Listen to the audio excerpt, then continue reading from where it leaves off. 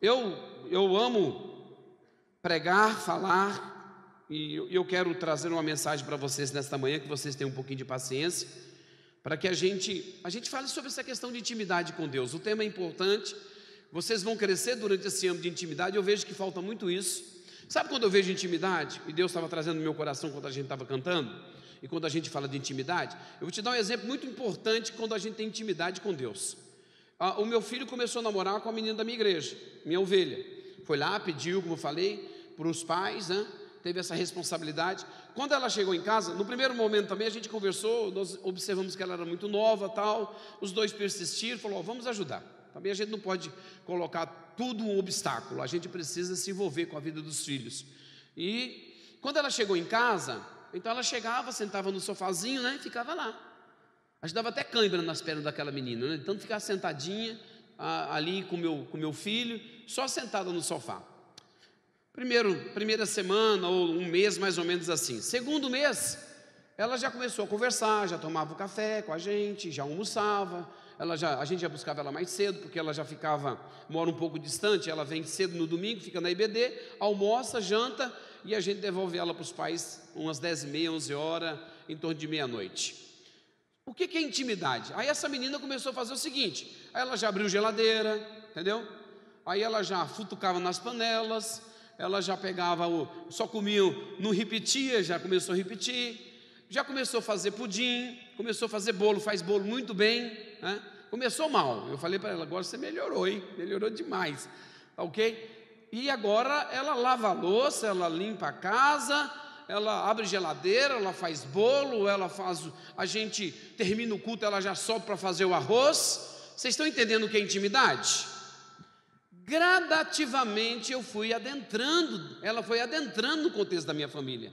Intimidade com Deus é isso.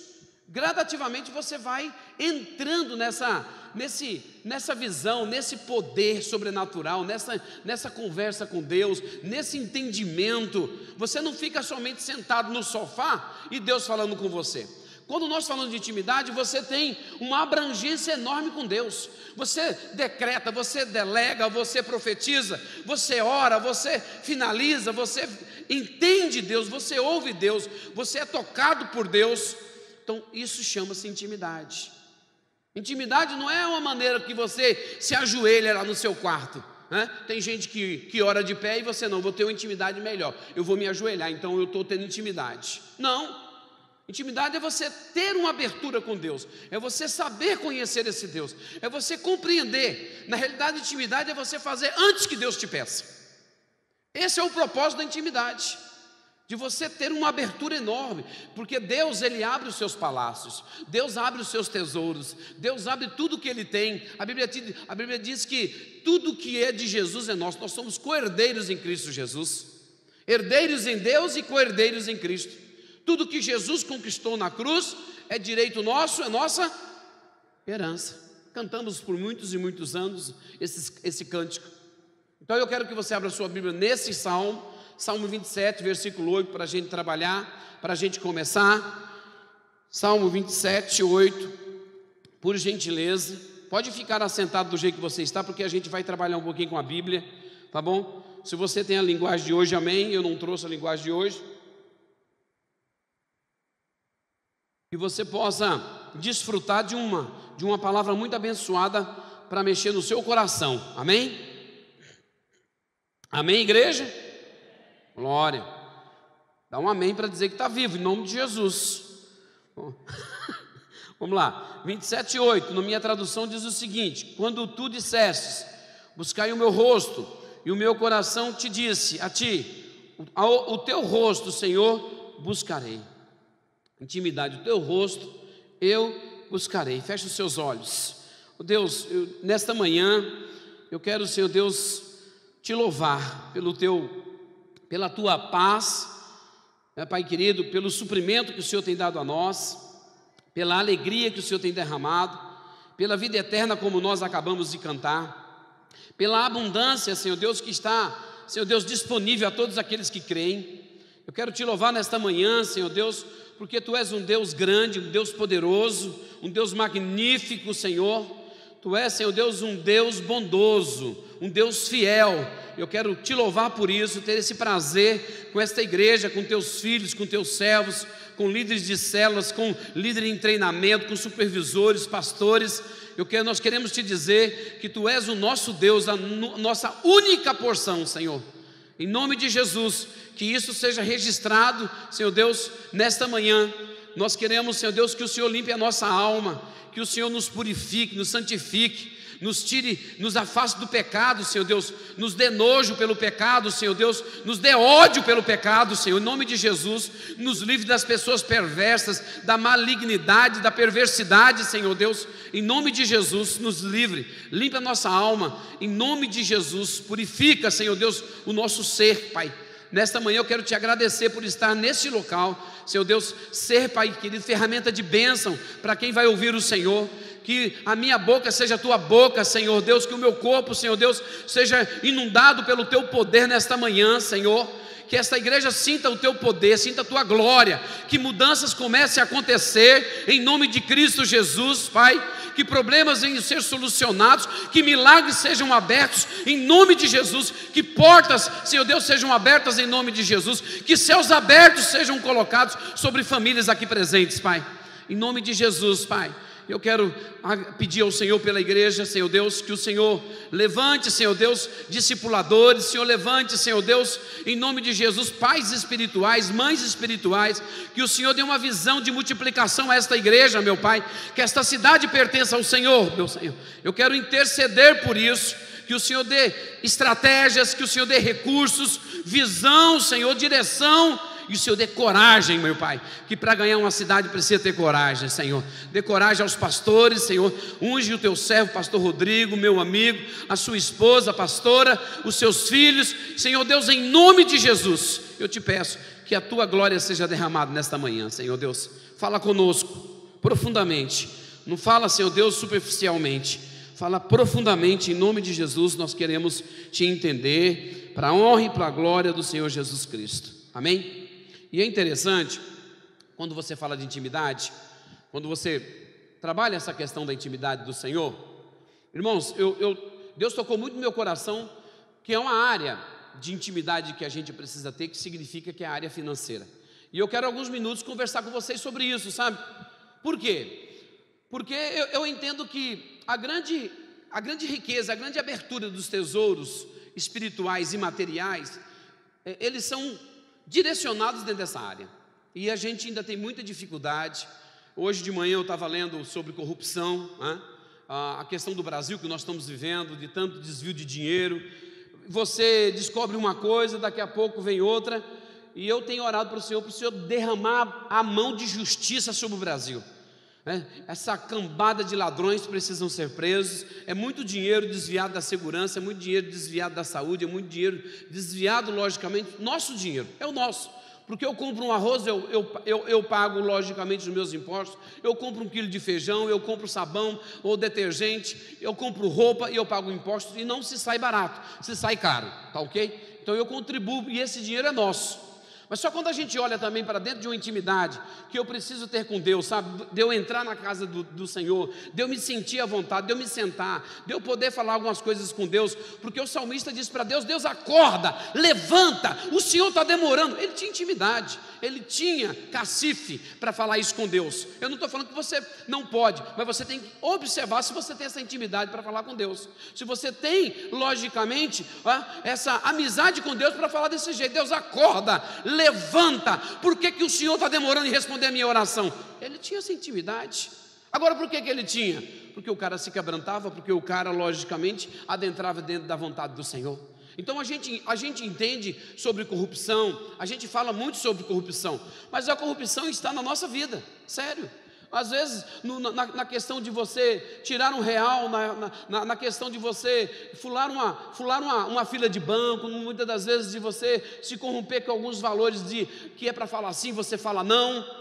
Mas a corrupção também está nas nossas sementes, na nossa maneira da gente entregar as nossas primícias, as nossas ofertas e os nossos dízimos para o Senhor. E a gente tem que tomar muito cuidado disso, porque a Bíblia diz que antes de você, tirar o cisco lá do olho, lá do deputado que está roubando, a gente tem que tirar a trave do nosso. A gente precisa se consertar também. E área de dinheiro é uma área difícil. Ou área escravizada, o cativeiro maldito é a área financeira. Porque a gente vem com espírito de orgulho, a gente vem com espírito de ciúmes, tá ok? Por exemplo, você começa a dizimar, como o servo do Senhor estava falando lá na terça-feira, aí você vê o pastor com um carro novo, Satanás trabalha, não dizima, você está pagando o carro para o pastor? Você não está pagando nada não, irmão, porque o teu dízimo não dá para pagar um carro do pastor, não dá. E quem diz? Como é que você pode garantir que esse dinheiro foi para comprar um carro do pastor? E outra coisa, eu vejo o seguinte, que é uma bênção que você tem que analisar. É uma bênção. A igreja, ela tem o princípio de ser bem sucedida. Dentro das nossas situações de hoje, o pessoal fala assim, mas Jesus veio, Jesus foi pobre, Jesus só tinha uma roupa do corpo. Ei, Jesus estava numa missão.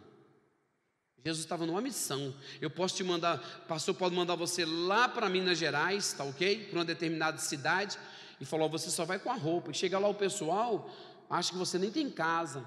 Jesus tinha tudo. Ele se fez pobre. A Bíblia diz que ele se fez pobre para nos tornarmos ricos. Dá um amém aí, por gentileza. Ele se fez pobre para que, então ele não veio pobre para que você fosse pobre. Ele falou, olha, ele veio pobre para te tornar rico, rico na graça, rico na vida eterna, rico nas suas finanças. Eu vejo que Deus tem esse propósito. O ladrão vem para quê? Roubar e destruir. E Jesus Cristo veio para quê? Vida com abundância. Fala assim, Jesus. Levanta a sua mão, profetiza. Fala assim, Jesus, eu quero viver uma vida com abundância.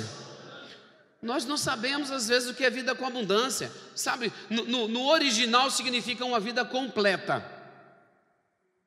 Você sabe o povo judeu quando ele fala shalom, ele fala a palavra logicamente para abençoar shalom. Shalom não é o seguinte, eu quero que o seu casamento seja abençoado.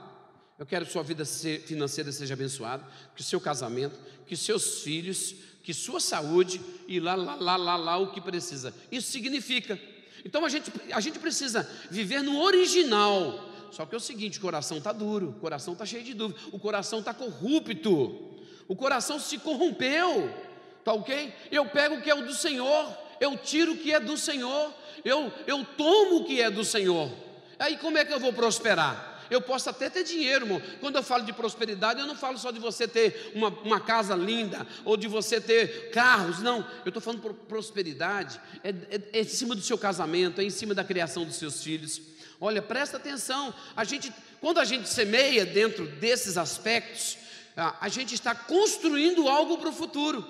Quando você está semeando, eu já vou explicar sobre isso, e eu quero que você me entenda nessa manhã, em nome de Jesus. Quero que você me entenda, me compreenda o que eu vim fazer aqui nesta manhã em relação ao seu coração, em relação à sua dificuldade. Nós estamos passando, o diabo tem nos atacado por todos os lados em relação a dízimos, ofertas e também primícias, por todos os lados, tá ok?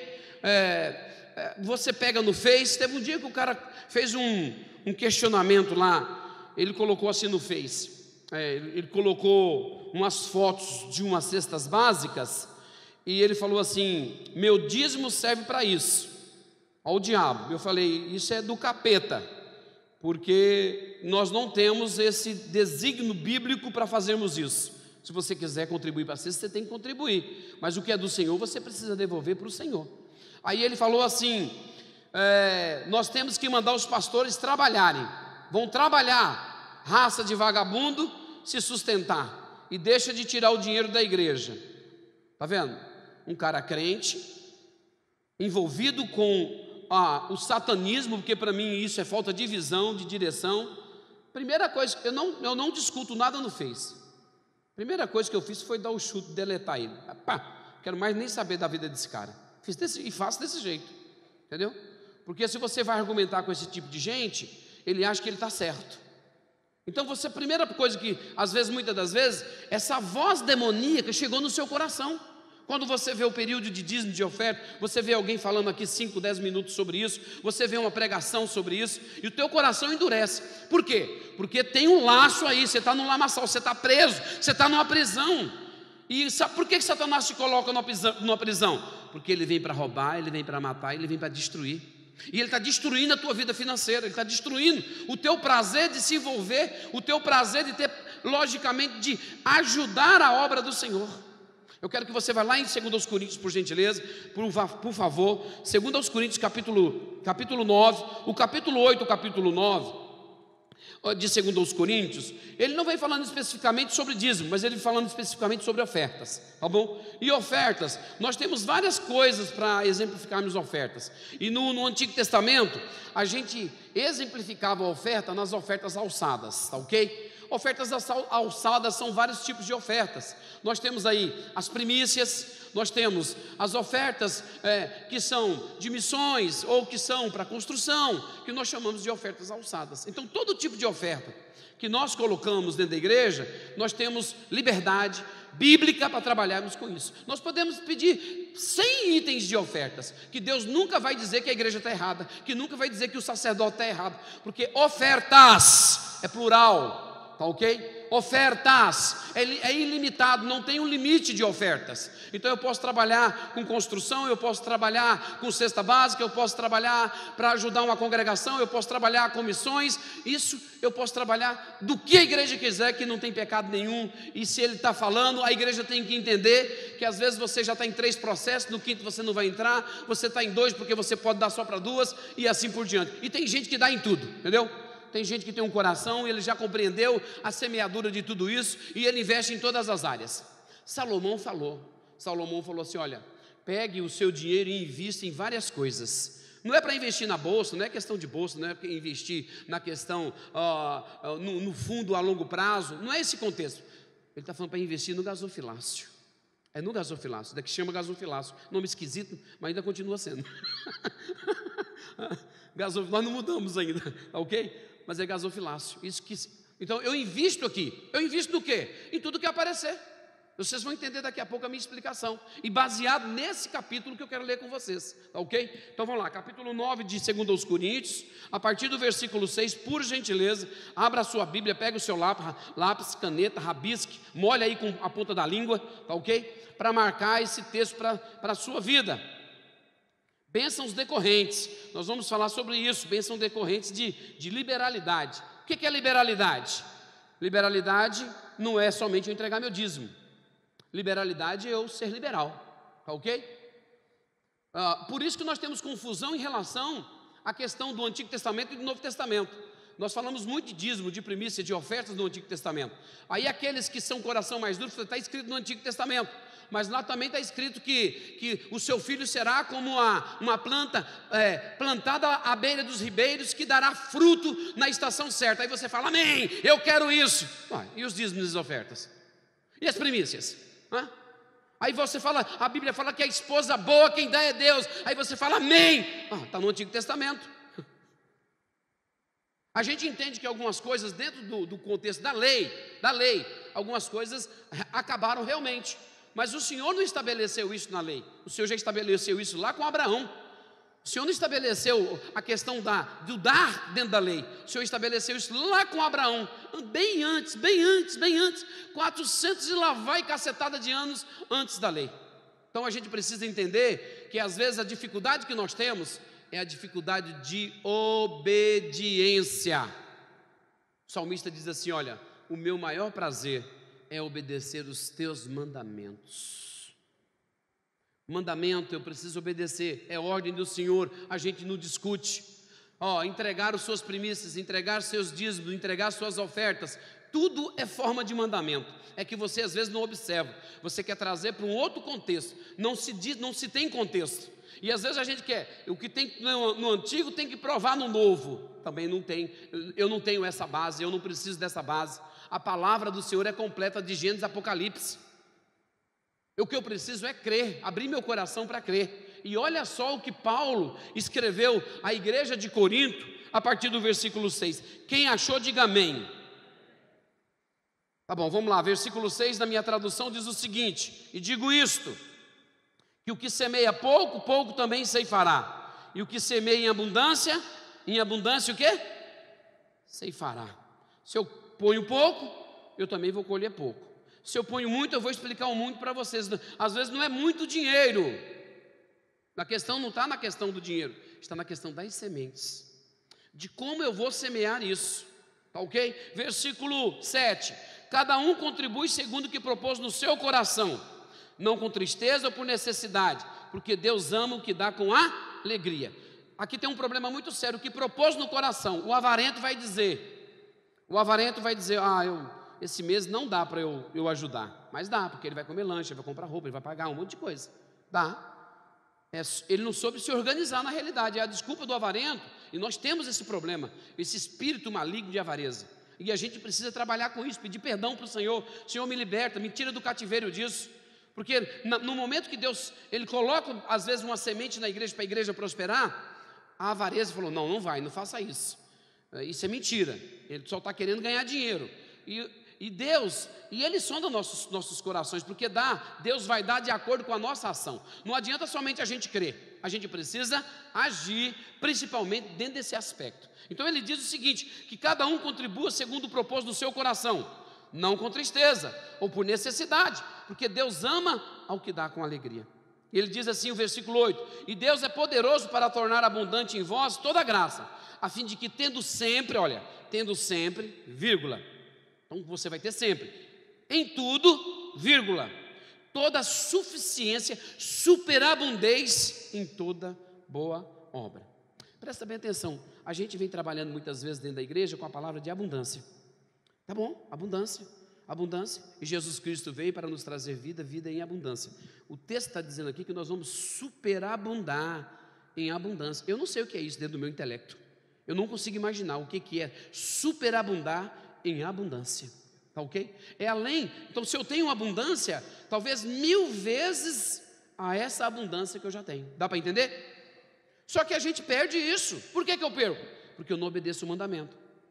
Lembra que eu falei para vocês? As bênçãos, muitas delas e muitíssimas delas, elas são condicionais. Eu tenho que fazer para que eu receba. Tragam à casa do Senhor os dízimos e as ofertas. Para quê? Para que haja abundância na casa do Senhor. E aí eu vou, condicional. Tragam e eu vou. Aí a pessoa fala, Deus, se o Senhor abrir a porta para mim, se o Senhor fizer isso, não, primeiro você tem que trazer. Não adianta fazer esse tipo de trato com Deus. Primeiro você tem que trazer. Você vai trazer, Deus, eu vou jogar uma semente de fé, tá ok? Eu vou trazer ao Senhor, eu vou levar à casa do Senhor. Isso é para uso e fruto meu, dos meus irmãos, tá ok? Da minha cidade e assim por diante, porque a Igreja Batista trabalha dessa forma. Você não vê transações erradas na Igreja Batista, porque quem organiza tudo isso é a própria igreja. Agora há falta, logicamente. Por quê? A necessidade da igreja ser rica, da necessidade da igreja ser abençoada. E no versículo 9 ele completa, conforme o que está escrito, espalhou Deus aos pobres, a sua justiça permanece para sempre. Agora olha o versículo 10, olha só, e o versículo 11, ora, aquele que dá a semente, ao que semeia, eu sou o semeador. Fala assim, diz no seu coração, eu sou o semeador. Eu sou o semeador. Deus, quem vai me dar a semente? É Deus. Então eu sou o semeador. Eu preciso semear. Eu preciso fazer esse tipo de semeadura. Presta atenção, olha para a sua Bíblia. Ora, aquele que dá a semente, que é Deus, ao que semeia, e pão para comer também multiplicará a vossa sementeira e aumentará os frutos da vossa justiça. Dá uma fisgada nesse contexto. Ele fala que ele vai te dar a semente, que você é o semeador, para você semear. Deixa eu pegar um bagulho aqui. Não é aquilo lá que você está pensando, não. Ele falou que ele dá semente, aqui tem um monte de semente, para quem vai semear. E ele também dá pão. Catei lá no pastor Wagner, nem falei com ele. Ele já tinha saído, ok? Estou colocando aqui embaixo. Pois alguém pega. Presta atenção no texto.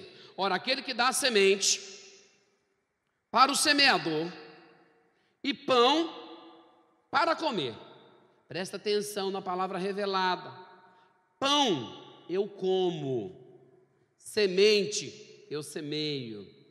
Então você tem o seu salário, você ganha R$1.000 por mês, você tem que tirar o dinheiro para o seu pão, presta atenção. Você tem que comprar uma roupa, você tem que comprar um sapato, você tem que comprar comida, isso é pão. Mas eu tenho que guardar as minhas sementes para eu semear. Se eu não tiver semente, se eu gastar tudo com pão, presta a palavra. Deus não está dizendo aqui, olha, que o pão, presta bem atenção, olha, Ele está dizendo que, ora, aquele que dá semente é o que semeia e pão para comer, também multiplicará as vossas sementes. Ele não está falando que vai multiplicar o pão. Ele está falando que vai multiplicar as sementes. O que são as sementes? Aquilo que eu guardei para investir no reino do Senhor. Vocês estão entendendo? Diga amém. Porque se não entender, eu vou pegar um cacetete, alguma coisa, e falar, vem cá que eu vou te dar uma sua. O que a gente faz? A gente gasta mais dinheiro aqui. A gente só gasta dinheiro aqui, no pão. Só no pão. E a gente esquece de guardar para a semeadura. O milagre está onde? Aqui ou aqui? Na semente. Agora presta atenção. Porque eu quero gastar só com pão. Eu quero economizar. Eu quero comprar. Tá ok? Você não vai parar de comprar. Você vai comprar mais.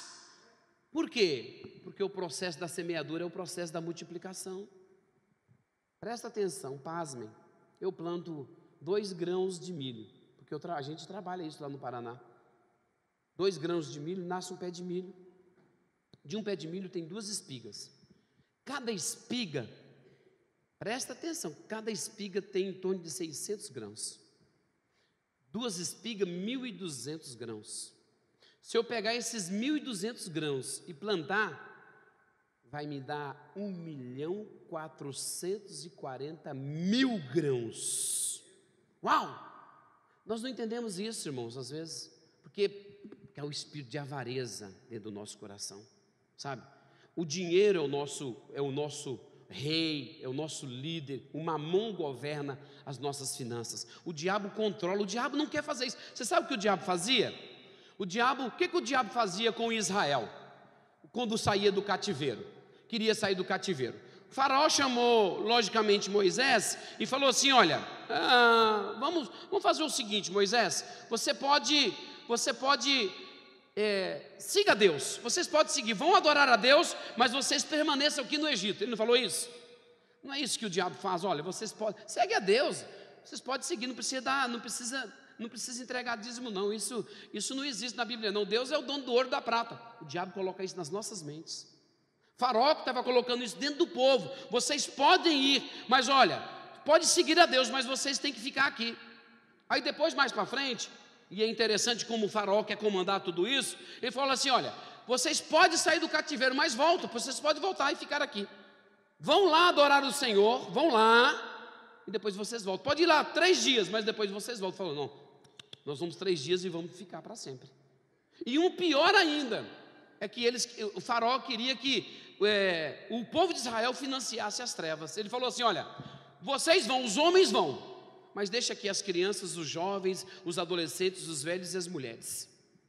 Então eu vejo que dentro dessa área financeira, o diabo quer fazer dessa mesma forma que ele fez, que queria fazer com Israel. Logicamente que o povo, ele saiu liberto. Só que o povo saiu liberto e chegou lá em Canaã com ainda a mentalidade do Egito. E nós às vezes estamos dentro da igreja com a mentalidade do Egito. Irmãos, a gente precisa acreditar na Bíblia. Não é o mundo que tem que nos influenciar. E às vezes não é uma pregação de um falso profeta que tem que nos influenciar. De pessoas que não respeitam isso daqui e que não têm, logicamente, testemunho para com isso. Então presta bem atenção. A semente, agora pasme, eu tenho uma semente aqui, por exemplo, de beterraba. Ela demora de 3 a 4 dias para germinar. 3, 4 dias você coloca, ela já germina. Você não está entendendo o que eu estou te dizendo? Às vezes você coloca uma oferta que 3, 4 dias Deus já age na tua vida. É isso que eu estou querendo te dizer. Olha só, isso dentro da próxima, então está tão próximo de nós para eu ilustrar você. Aqui eu tenho mostarda lisa, da Flórida, de 4 a 6 dias para germinar. Significa que a sua oferta, o seu dízimo, a sua primícia, tá ok? Ele pode demorar de 4 a 6 dias para germinar. Eu tenho aqui o morango ornamental, demora de 25 a 30 dias para germinar. É por isso que algumas bênçãos ela demora mais para germinar, tá vendo? De 25, o máximo que eu encontrei nessa casa foi essa daqui, a mais longa, mas existem outras. Por exemplo, uma jabuticaba, se você não fizer um enxerto, ela demora até 8 anos para dar fruto, até mais do que isso. Agora, tem a flor de lótus, ela demora 2.000 anos para germinar. O que você entende disso? Quando eu falo assim, tem 2.000 anos para germinar. O que eu planto aqui, meu tataraneto vai ser abençoado para a honra e a glória do Senhor Jesus Cristo. Porque Deus diz que aquele que logicamente pratica a iniquidade é amaldiçoado em 3ª e 4ª geração, mas aquele que me ama e me respeita é até 1000 gerações. É o meu e eu vou ficar rouco de tanto falar que vai ser abençoado. Por quê?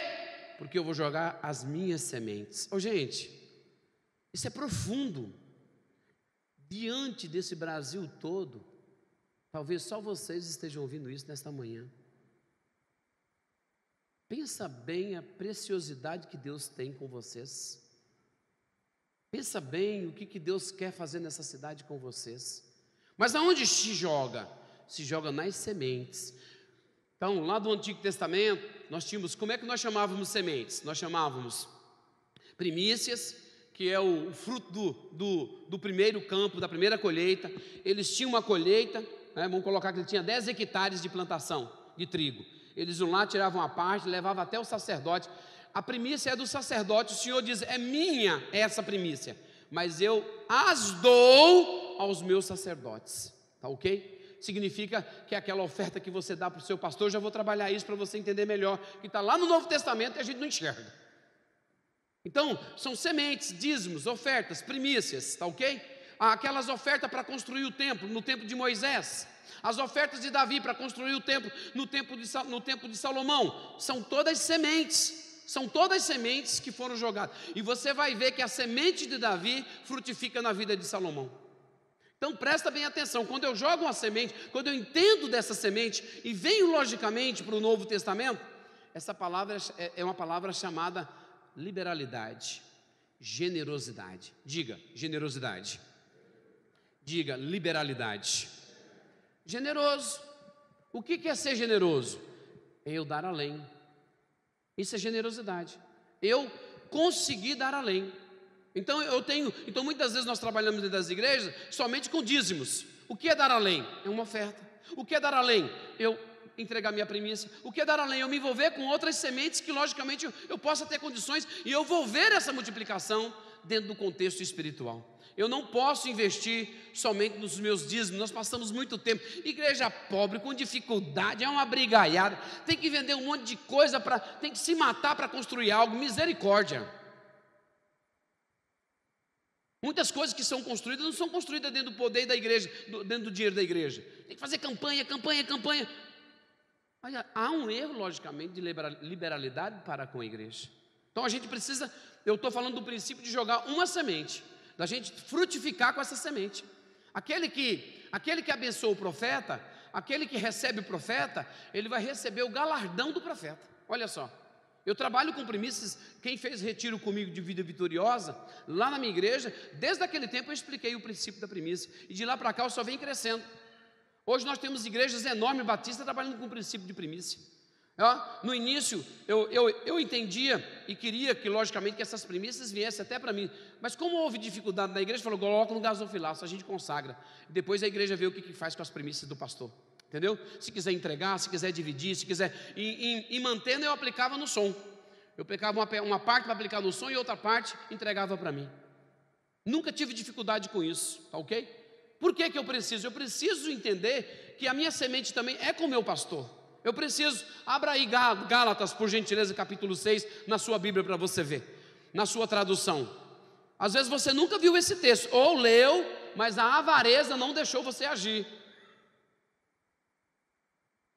Gálatas capítulo 6, por gentileza. O versículo 6 e o versículo 7. Amém? Acharam? Eu quero que todo mundo ache. Para você ter a certeza do que eu estou te falando. Porque eu não vim aqui para enganar ninguém, eu vim para abençoar vocês. Gálatas 6, vou ler na minha tradução, diz assim, olha: e o que é instruído na palavra, reparta de todos os seus bens com aquele que o instrui. Uau! Você tem que repartir com o seu pastor todos os seus bens, porque ele te instrui, ele tem a responsabilidade. Pode olhar lá no seu estatuto, quem é responsável pela área eclesiástica, a área de doutrina na sua igreja, chama-se pastor. Então eu entendo que isso é um tipo de semente, está vendo? Isso é um tipo de semente que eu lanço com o meu pastor. E eu falo muitas vezes na igreja, não é somente a questão, às vezes, você dar dinheiro, às vezes de você dar aquilo que está proposto no teu coração. Tem gente que me dá mandioca, tem gente que me dá laranja, tem gente que me dá camisa, me dá meia, me dá calça, tem gente aí que está dando carro para pastor, nós estamos sabendo, igreja abençoada dando isso. Quando tiver condições, a primeira coisa que vocês hão de fazer, por quê? Porque a Bíblia diz que a igreja, o que é instruído na palavra, reparte de todos os seus bens com aquele que lhe ensina. Mateus capítulo 10, versículo 41, ele diz que aquele que recebe o profeta, ou que abençoa o profeta, recebe a bênção do profeta. No Antigo Testamento, nós temos lá a viúva de Sarepta, que chega, ela está catando os gravetos para a última alimentação, e chega logicamente o profeta do Senhor. O que você está fazendo? Vou catar os gravetos para a última alimentação, e eu e meus filhos vão morrer. Você não faz isso não, você faz a comida, me dá, e você vai ver Deus multiplicar. E 3 anos e meio praticamente ele comeu daquilo que houve a multiplicação. Para quem que foi a bênção? Me digam. Foi para o profeta. Abre os olhos, igreja. O nosso coração que é duro. A gente às vezes a gente acha que dar alguma coisa para um profeta do Senhor, fala, eu não tenho, nem eu tenho isso. Isso é avareza. Deus não multiplica esse coração avarento. Quando eu faço uma avaliação, eu preciso semear, eu preciso jogar minha semente. Deus, eu estou jogando minha semente. O que vem agora é do Senhor, é responsabilidade do Senhor, não é minha responsabilidade, logicamente, exigir a semente. É o Senhor que vai dar, logicamente, a frutificação diante dessa semente. A gente observa, olha a sunamita, embora bem de vida, ela vê o profeta passando todos os dias, ou de quando em quando, na frente da casa dela, ela chama o esposo e fala assim, olha meu amor, eu tenho observado que o profeta passa aqui de vez em quando, vamos construir vamos fazer um puxadinho em cima da nossa casa para ele? Vamos colocar água, vamos colocar comida, uma cobertinha maravilhosa, um colchão, tá ok? De molas e assim por diante, vamos colocar o melhor para o nosso profeta?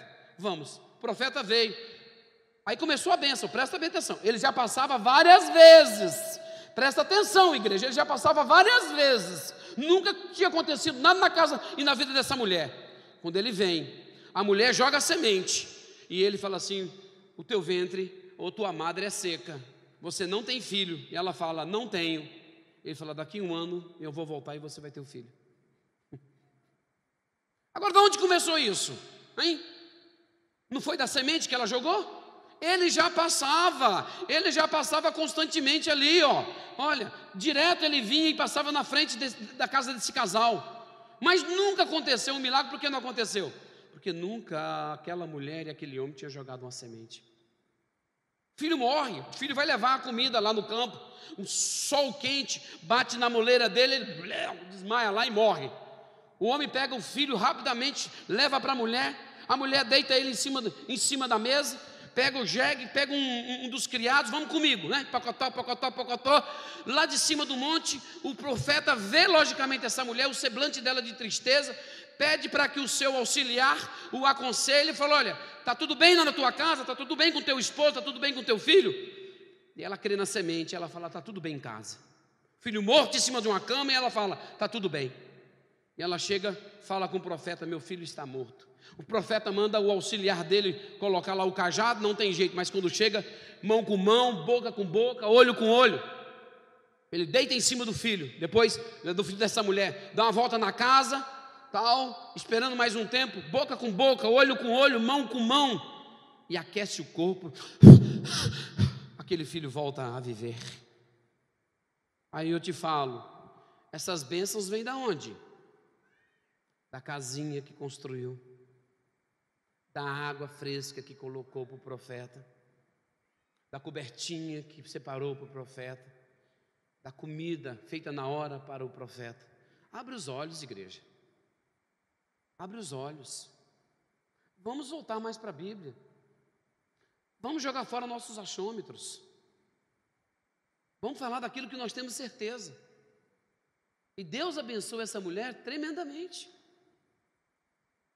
Tremendamente. Parou aí? Não. Deus manda uma fome tremenda para Israel.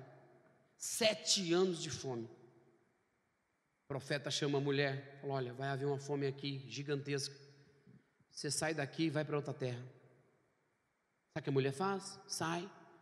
Porque ela só vê bênção em relação a ela e o profeta. Pega ela, pega a família e sai fora. Depois de 7 anos ela volta.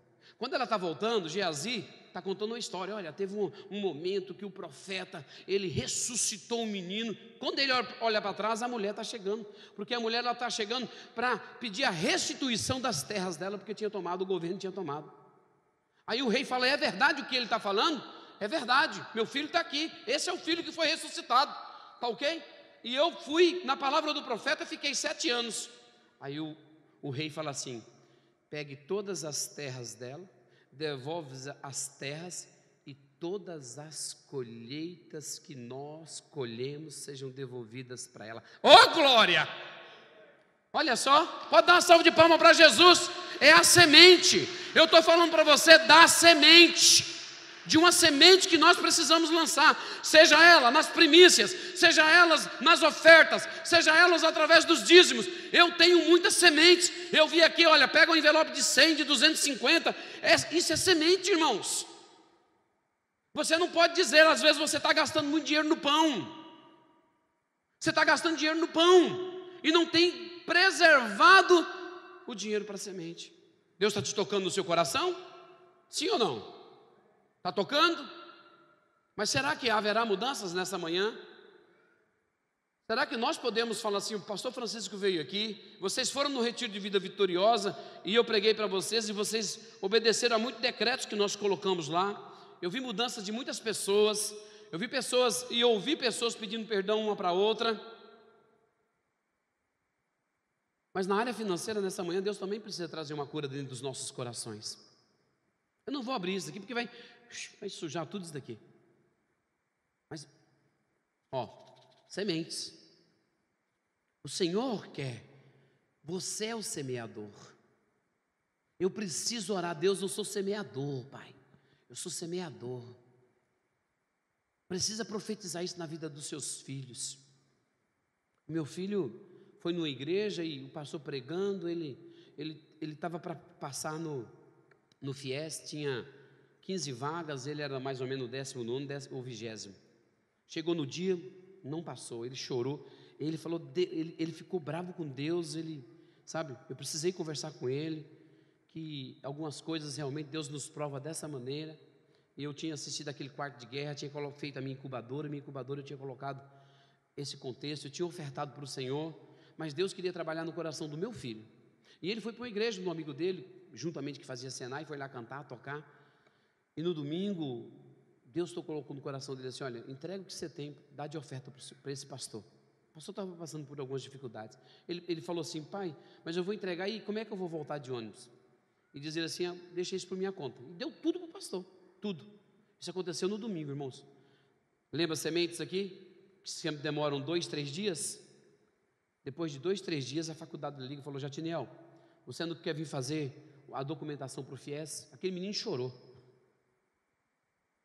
Aonde saiu? Por que saiu, irmãos?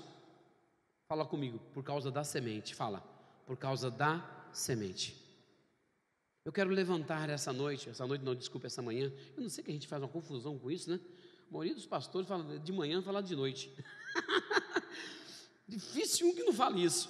Mas eu quero falar com vocês nesta manhã, para a gente encerrar isso. Ficaria aqui um bom período ainda conversando com vocês sobre isso, porque eu gosto disso. E contaria dos meus testemunhos em relação a isso, o que Deus tem feito. Tá ok? Mas a dureza é muito grande dentro do nosso coração. Muito, muito grande. Primeira coisa que a gente precisa fazer é pedir perdão dessa dificuldade que a gente tem. A gente tem dificuldade, eu compreendo essa dificuldade que você tem. Às vezes não tem uma compreensão. Tem muita gente que já colocou minhoca na sua cabeça, tá ok?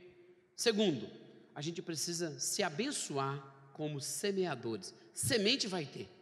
Deus sempre vai dar semente. Eu preciso entender o seguinte: Deus, eu vou gastar dinheiro no pão, mas eu vou guardar dinheiro para eu semear.